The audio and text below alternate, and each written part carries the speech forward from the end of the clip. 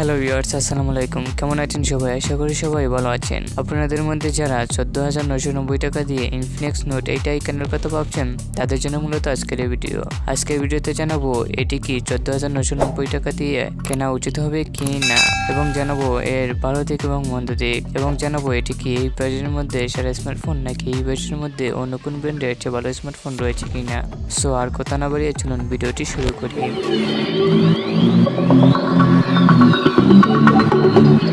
Infinix note 8i থাকছে 6.78 ইঞ্চি আকারের একটি HD plus IPS LCD display, যার রেজলিউশন হচ্ছে 720 পিক্সেল বা 1640 পিক্সেল।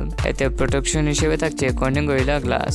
এর পেছনের দিকে থাকছে 4টি ক্যামেরা, যার মধ্যে রয়েছে 48 মেগাপিক্সেলের রিয়ার ক্যামেরা, 2 মেগাপিক্সেলের ওয়াইড অ্যাঙ্গেল লেন্স, 2 মেগাপিক্সেলের ম্যাক্রো এবং 2 মেগাপিক্সেলের একটি ডেপথ সেন্সর। সামনের দিকে থাকছে একটি 8 মেগাপিক্সেলের সেলফি ক্যামেরা।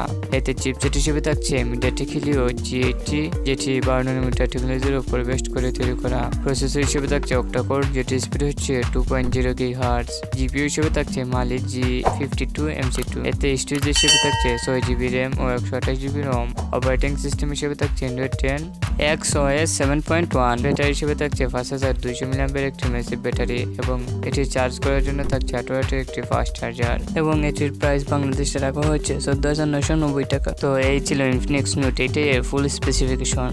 এর খারাপ দিকগুলো হচ্ছে এর ডিসপ্লে এবং এর ক্যামেরা, এবং ভালো দিকটা এর চিপসেট এবং স্টোরেজ। এই স্মার্টফোনটি তাদের জন্য কেনা উচিত হবে যারা গেম খেলার জন্য কিনতে চান, এবং যারা ক্যামেরা এবং ভিডিও স্ট্রিমিংয়ের জন্য কিনতে চান তাদের জন্য এটা কেনা উচিত হবে না। তো এই ছিল আজকের এই ভিডিও। যদি ভিডিওটি ভালো লাগে তাহলে অবশ্যই ভিডিওতে একটি লাইক ও কমেন্ট করে জানাবেন কোন ধরনের ভিডিও আপনার পছন্দ। ধন্যবাদ সবাইকে।